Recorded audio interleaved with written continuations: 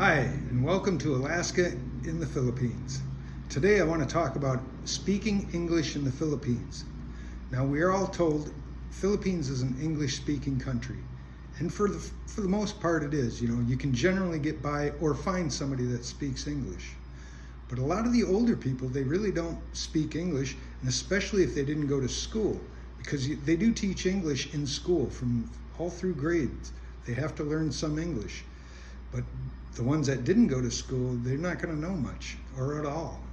I've gotten into cab or trikes and stuff, and if you don't know if they don't know the exact place you're going and you're trying to explain it to them, they give you the blank stare. They don't know what you're talking about, and they can't converse. I try to make small talk with somebody, and they just don't know, and they'll just ignore you.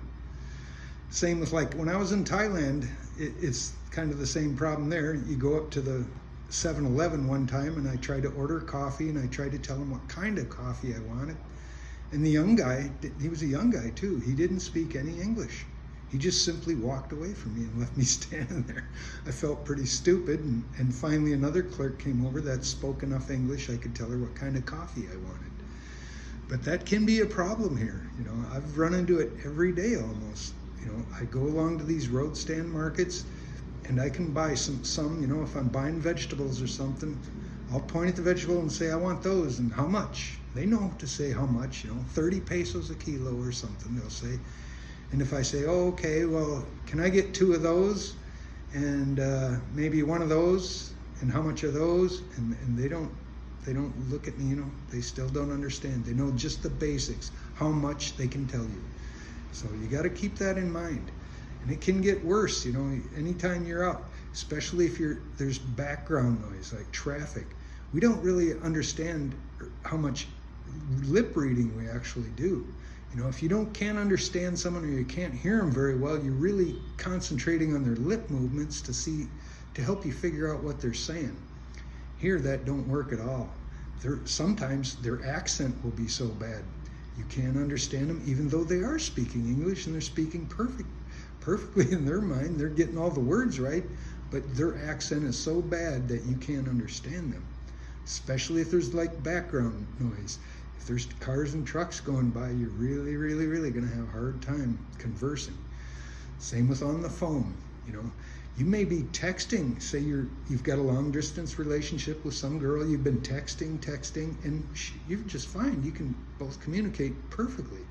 When you finally meet that girl, you're going to be talking to her, and you're going to have a hard time understanding what she's saying. It can be a challenge at times. It really can. I've ran into it. So I don't know. Some will speak absolute perfect English. You can run into those. They're very few and far between around here anyway. But there are certain areas of Manila and stuff, they speak real well. But in a lot of the smaller towns, even though they were taught English in school, they don't speak it to each other. They're all speaking Tagalog, or they're speaking Bisaya. When they have a choice, that's what they speak. You never hear them conversing in English together. You do hear, it's kind of strange, because you'll hear them talking their Bisaya or whatever, and then an English word will pop up like dishes, and then they'll go right back to their word, into their Tagalog or Bisaya language. Certain words they prefer to speak English in. I don't know why, I don't understand it. Maybe there's not a word for it in that. But it's fun to listen to and watch.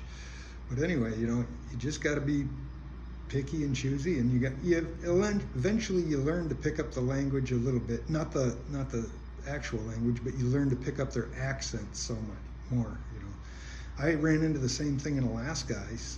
I lived in a native village in Alaska, and a lot of the older people, they spoke only Yupik Eskimo, and it was very hard.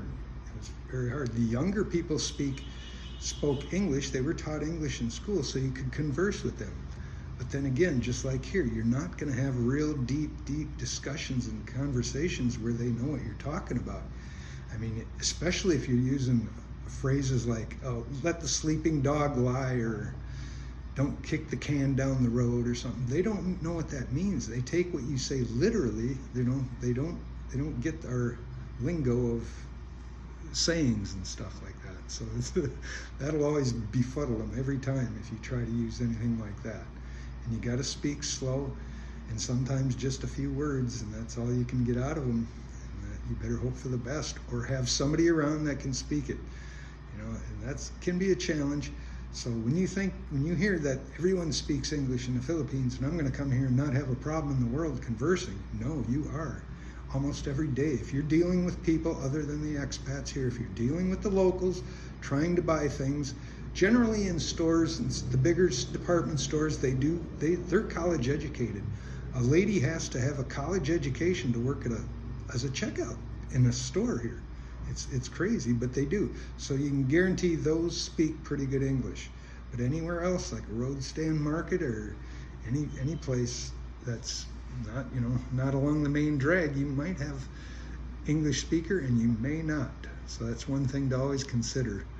And like I say, if you do get to speak to them, you're going to have to understand what they're saying back to you, which can be a very, very hard, challenging deal, and make you sit there with the blank stare in your face because you don't understand them, and they're going to look at you like, what's wrong with you? I just told you what you asked, and now how can you not responding?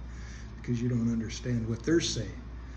So that's just a little food for thought. I thought I'd add that because I always hear how, the Philippines is the one, you got to move there because that's English-speaking country. Well, I got news for you. Thailand probably ain't as good, but you're going to have about the same problems. Not on that scale, but you're still going to have problems here too. That's just my thoughts on the thing. If you have any ideas, or if you have thoughts and places where you think they speak better English, please let me know in the comments down below.